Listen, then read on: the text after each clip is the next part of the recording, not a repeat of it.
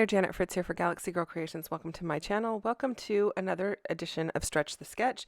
Today's sketch is from Kaja Kryzminska for Prima.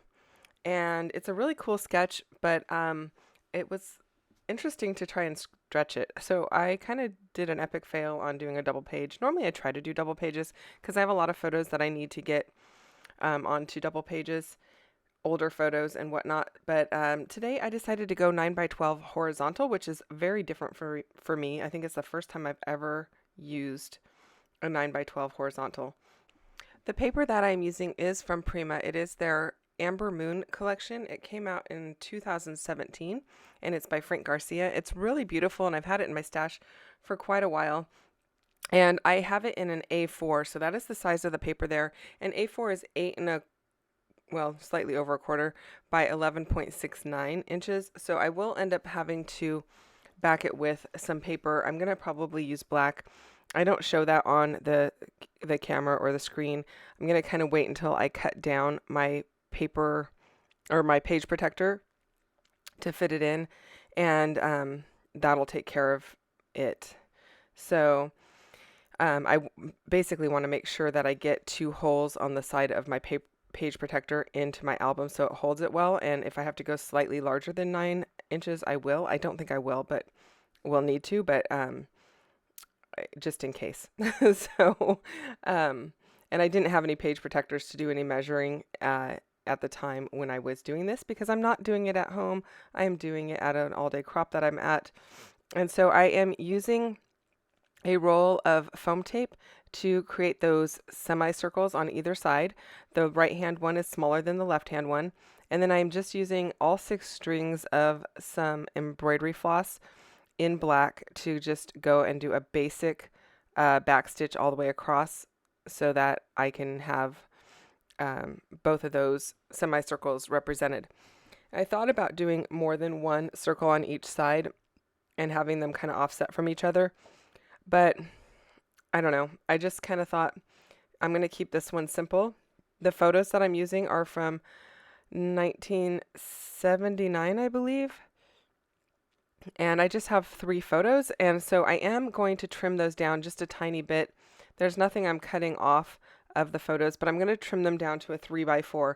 They're just slightly larger than a 3x4 currently.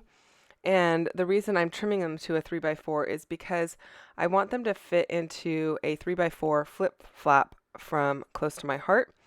And I'm just starting to use these flip flops a little bit and see how I like them.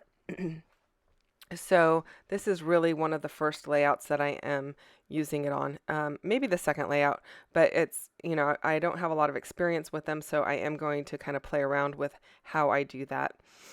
And then I pull out the ephemera and the chipboard sheet for the Amber Moon collection, and I just pretty much stick within the collection to do my embellishing.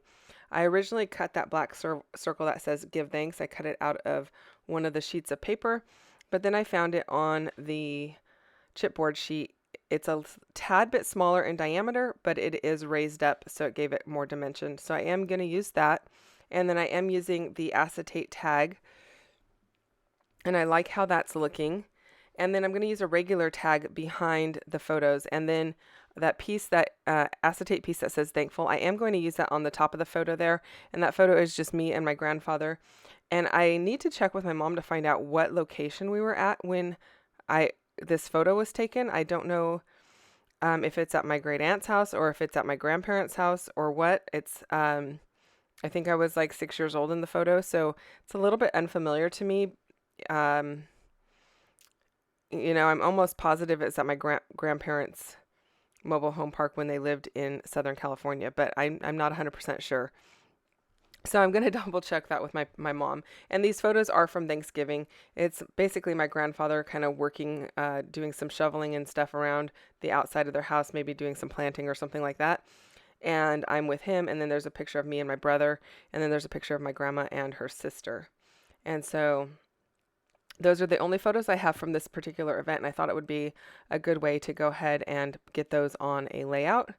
And so I am just layering up some pieces there that I like and tucking a couple of the other pieces in.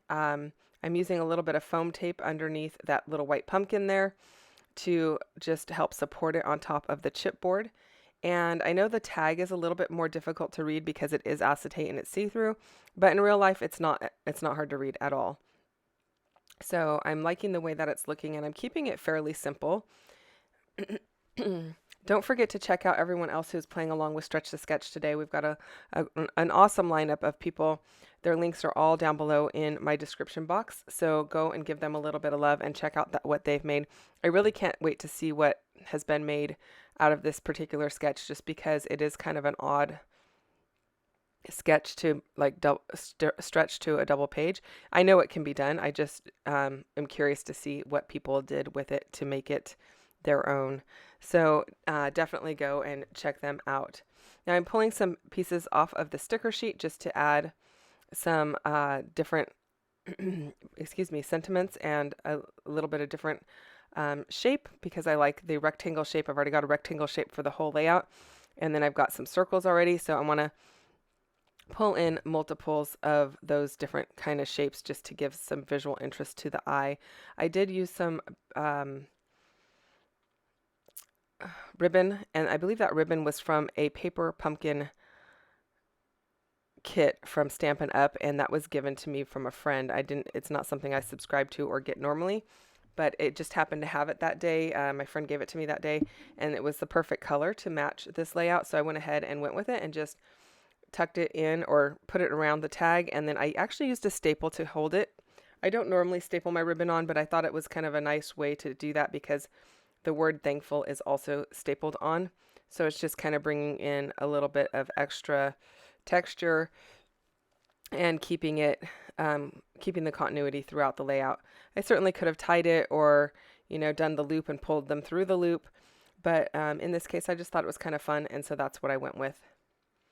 Now I am back at my house, and I realized that these photos are not 3x4, so I had to take the thankful piece off of the photo, and I am going to have to staple it again. I'm going to staple it to the outside of the flip flap because the flip flap, I want it to go up and down, and it doesn't, in order to get the thankful the thankful piece doesn't fit into a 3x4 pocket. And now I don't want to go larger. I just want to keep it 3x4. So I'm going to staple it to the outside of that 3x4 pocket. Now the way those flip flaps work, I don't have the other page protector that this is going in at the time, but the white strip at the top comes off, and then it adheres to the outside of the page protector that this layout is going to go in. And one reason is because I don't do things in chronological order.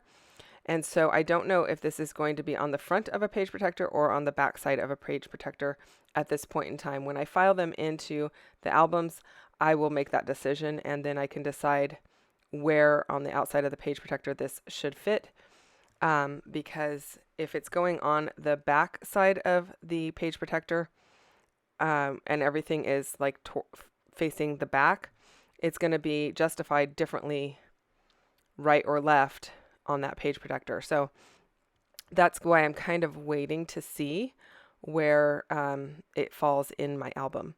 Now I probably could make up the difference with a layout one way or the other, but because it's also an odd size, I thought that would be the best way to go.